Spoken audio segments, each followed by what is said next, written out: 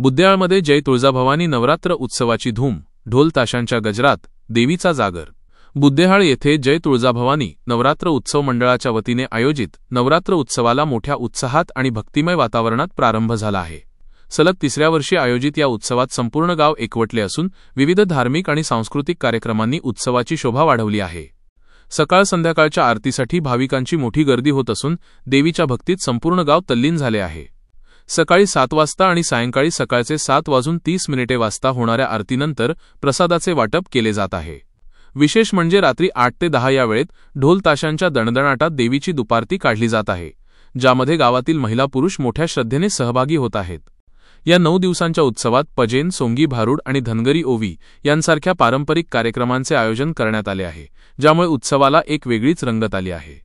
पहाटे 4 वाजता देवीची साडी बदलून मंदिराचा परिसर सुंदर रांगोळ्यांनी सजवला जातो।